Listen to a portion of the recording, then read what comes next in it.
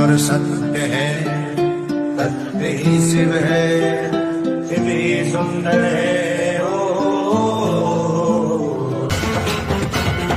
खालील लोटांगण वंदीन चरण डोळ्यान पाहिन रूप तुझे, प्रेमे अलंगिन आनंदे पूजन भावे ओवाळीन म्हणे नावा।